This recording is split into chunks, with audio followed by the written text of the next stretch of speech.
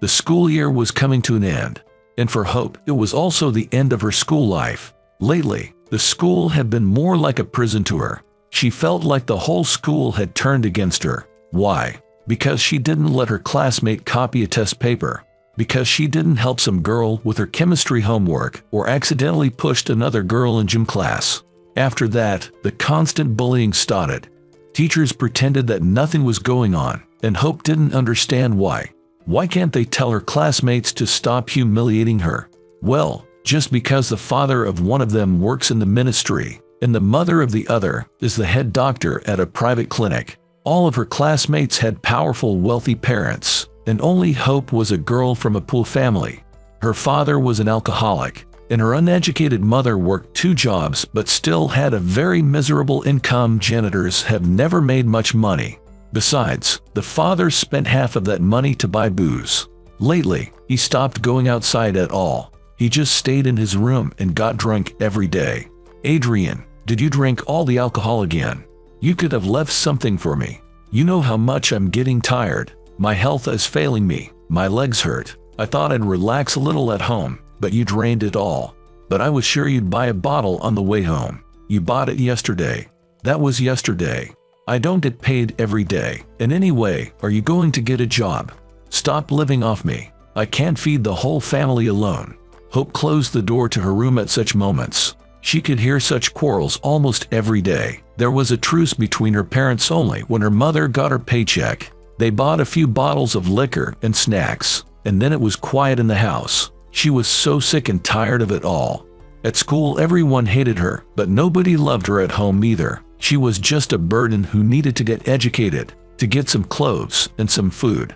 At night, when Hope went to bed, she would dream. Often Hope would go to bed hungry, and to take her mind off of it, she would think about getting a degree, a job, getting out of this house, and living alone. Yeah, alone. She didn't need anyone. It seems so good to live alone, knowing that when you come home, no one would bother you. No one would walk around the house with a disgruntled look on their face, and you have to guess what happened. Maybe she was wrong. Maybe there were people who had a different kind of life, but she didn't know them. Or maybe she didn't want to know. The prom was coming up. All the girls were only talking about their dresses and makeup, but Hope was sitting alone at her desk, drawing something. She didn't care about that. She realized that she wouldn't have any dress at all. The final exams were coming up, and she was now studying her textbooks again and again every night, realizing that high scores on the exam would give her a lot. Her parents had no money, and she could rely on herself to get into the university. No one could help her. Hey, why are you sitting there like a mouse? Tell us, what are you going to wear to the prom? She'll come naked, kid. A classmate immediately intervened in the dialogue. She has nothing to wear. Her parents are alcoholics. Wait, she'll definitely find a solution. After all, she's the smartest girl in our school. Right, Hope, you have to come to the prom. You're an honors student, and the principal himself will congratulate you. But what's the use? My dad said that no matter how good your grades are, you still have to give money to the right people, and then everything will work out. So you have no chance, Hope. You'll be like your mother, cleaning floors for the rest of your life. You know, Lizzie, someone has to do it, but at least people will be proud to have an honors student cleaning their floors, you know. Another classmate mocked her. Everyone laughed, but Hope kept sitting in silence, drawing something. Drawing always calmed her down. She wasn't going to have any dialogue with them, not because she was afraid of them, but because it was useless anyway. They would attack her like a pack of jackals, drooling and shrieking with joy at their superiority. Why give them that joy? Hope came home from school and went straight to her room. She was happy. The exams were over, and she had gotten the highest scores. Hope heard the front door slam. So, her mom came home. Mom, I need to talk to you, Hope said cautiously. What else do you want? Please don't tell me you need money for something at school again. I'm so sick of it over the years. They need money all the time. Hope had already realized that it was useless to talk to her mother about the prom dress. But anyway, what did she expect? Probably she just wanted to try her luck. So, why are you silent? Why did you want? It doesn't matter anymore. Hope frowned. Geez, don't bother me for no reason. First, you say we need to talk, and then you say it doesn't matter. I'm so sick of you. When will you finally leave this house? You're already grown up, but you're still living off me. Aren't you ashamed of yourself? The mother asked Hope. Wait just a little longer, I'll really leave soon, Hope said, holding back tears. It's about time. She turned away from her daughter, signaling that the conversation was over. Hope went to her room and closed the door. She wiped her tears and thought there was one last step left, to go to school to get her diploma. She opened her closet to see what she could wear. There was only an old winter coat, a jacket, 2 skirts, and a few shirts. She chose a lilac-colored shirt. It was her favorite shirt. Hope decided to wash it, iron it, and make it look nice. After all, everyone would be looking at her, and at least she had to look neat. After the laundry was finished, Hope began to tidy up her black skirt. As it turned out, it was the least damaged of all her skirts. She could already throw away other skirts. Over the past year, her skirts had been through a lot: glue, acid, tomato juice, and a lot of other unpleasant things. She took them out of the closet and took them to the trash can. Hey, what are you going to throw away? Unwanted clothes, Mom. I just won't wear it anymore. Are you out of your mind? I work without weekends. I try to provide you with everything you need, and you throw away unwanted clothes. Hell no, take it all back and wear it, because we can't have unwanted clothes. Hope decided not to argue.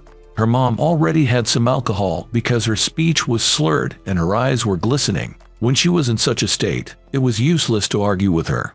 The girl silently took the skirts and returned to the room, but she didn't put them in the closet. She decided that she would throw them away tomorrow when her mother wouldn't be home. To keep herself busy, she decided to continue cleaning, and soon her room was sparkling clean.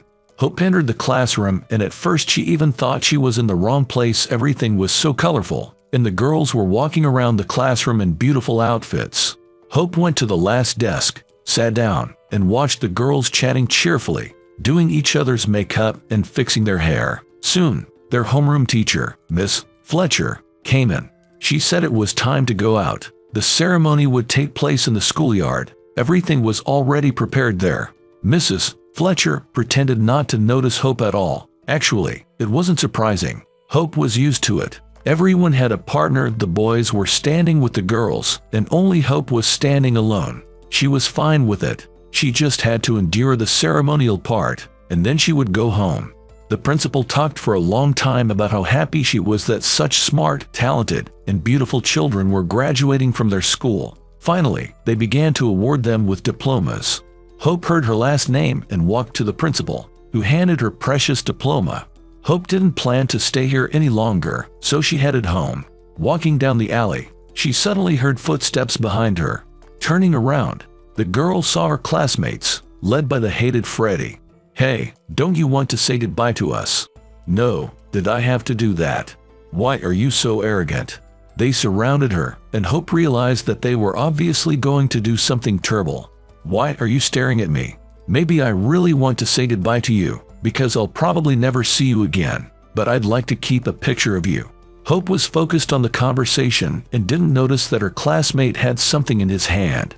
When he picked it up and splashed the liquid on Hope, she didn't even have time to react. The liquid got on her head, on her face, and on her shirt. Hope cried out, but it was too late. Her eyes stung and she was frightened to think it was acid, but then she realized it was some kind of paint. She wiped her eyes and wanted to approach that classmate, but all of them stepped back, laughing loudly and taking pictures of her. Her hair was dripping. There was no way she could wipe her eyes properly. The only thought in her head was that it was a good thing she had brought a small purse and put her diploma in it. Rejoice. Tomorrow everyone will see you exactly like this. I'll post it all on the internet. People will look at you and laugh, the guy said haughtily. After that, they walked towards the school, and Hope sat down on the grass, trying to clean herself up a bit. She realized that her favorite shirt was irretrievably damaged, and that her hair, face, and hands were a strange color, either blue or green.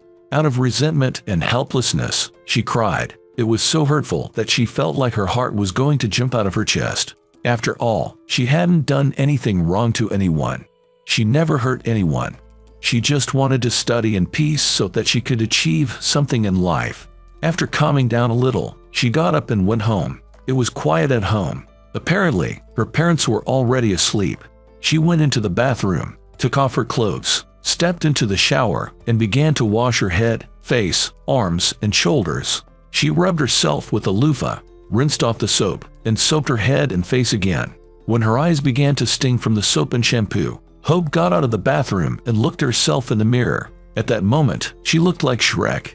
Her hair was green. Her face and hands were green too. She was looking at herself in the mirror and didn't understand why they had done that. "What am I going to do now?" Hope moaned. "How am I going to go out of the house like this?"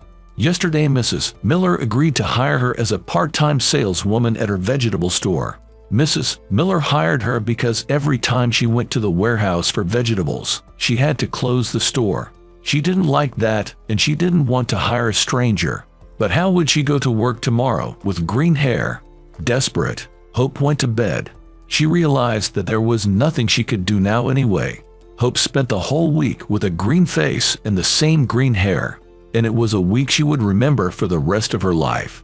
Then she decided that she would never let anyone hurt her again, and those who abused her would pay the price for what they did to her.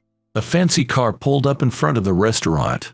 A gorgeous woman got out of it. She looked at her beautiful gold watch and sighed.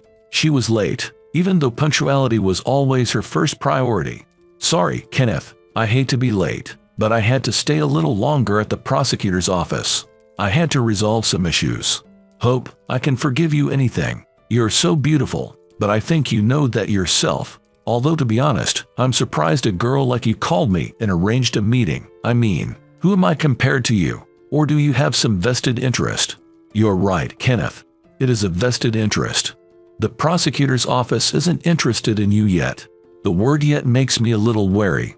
Don't worry. If we can come to an agreement, you can count on my support in the future if anything happens." "Sounds great. Okay, let's move on then. What did you want to talk about?"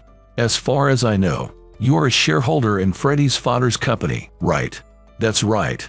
I knew his father. After he died, his son became the head of the company. He is a great guy, very smart, and everything he does is always successful. The company is thriving, so I don't have any problems with him." "Why do you ask?" "As far as I know, he's going to make a big deal. There's a lot of money involved. While you praise his son, I know that he's not doing so well right now. It happens, and not just for him, but for all of us. It's not his fault. It's business. But the deal we're talking about now will save his company and make things much better. It shouldn't happen." "I don't understand." "What do you mean?" "You understand me perfectly well. The deal should not be made. Years ago, you made a good deal of money by such machinations. Now I'm asking you to remember your youth and do the same with this company." "What?" "Hope. If I do that, the boy will go bankrupt. I promised his father I would never let that happen. We make a lot of promises, but we don't always keep those promises. You're not the first, you won't be the last. I think he'll get over it." "On the contrary, I don't think he'll get over it, because then he'd have to sell everything. His business, his houses, his cars. He will lose everything. Do you understand what you're asking me to do?" "Of course I understand. I'll tell you a secret.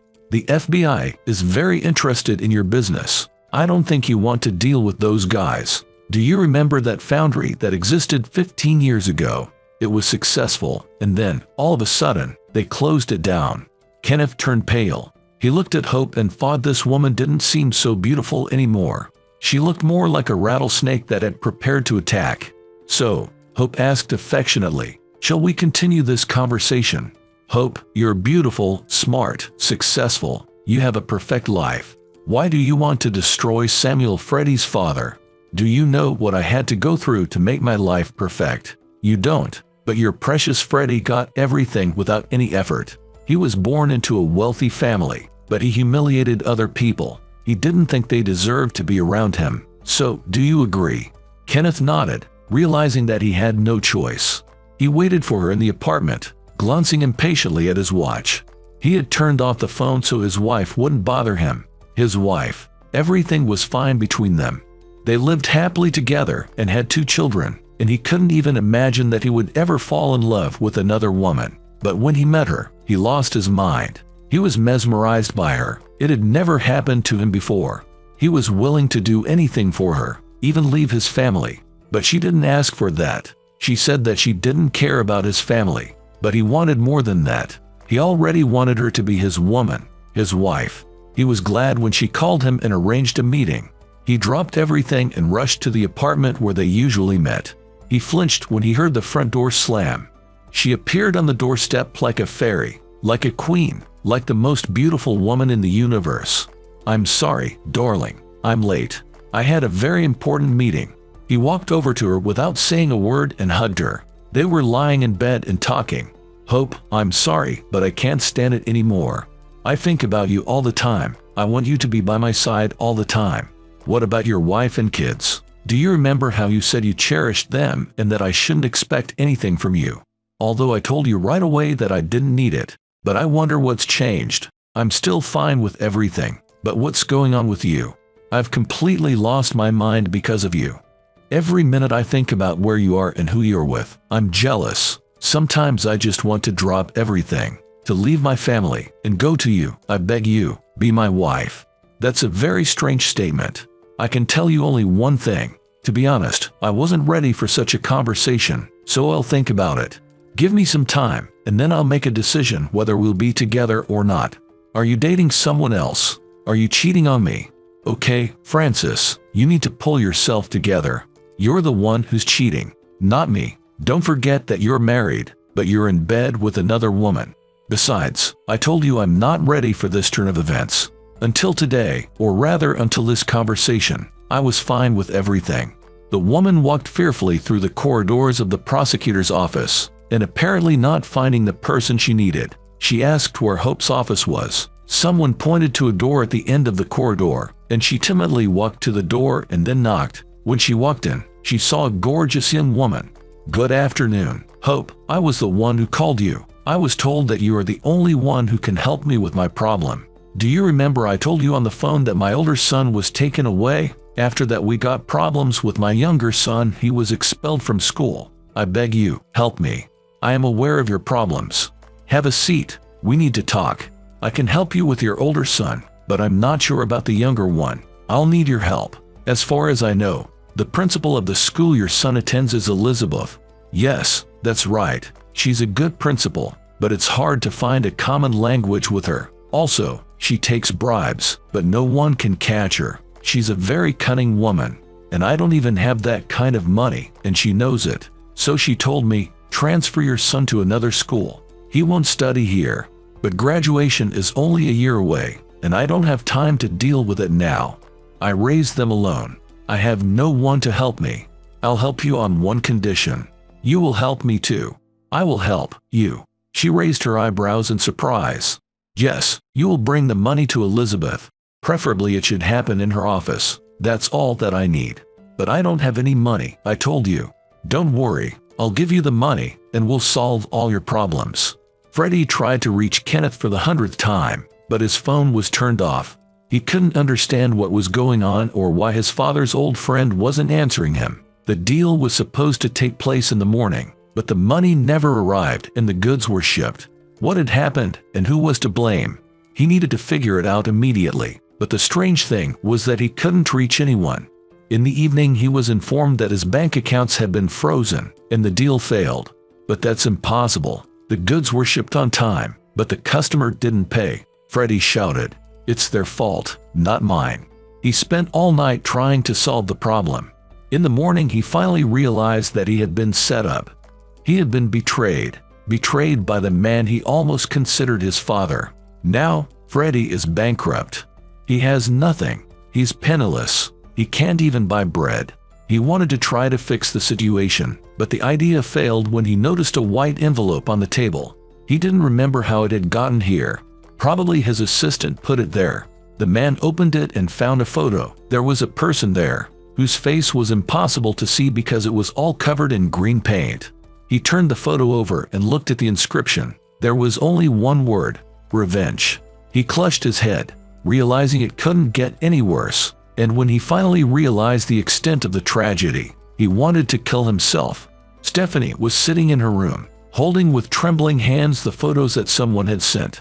There was a picture of her husband with some beautiful woman whose face she couldn't see, but she could see her husband's face. She had never seen him so happy, not even when they met. Back then, she was just a modest girl, dreaming of a successful marriage, and now, her dream had come true. She was happy, and she thought her husband was happy too.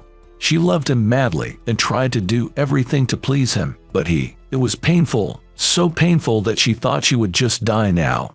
The beautiful world that she had been creating for years collapsed in an instant. She realized that she couldn't live with him anymore, because it was impossible to forgive him. Okay, but what would happen if she forgave him?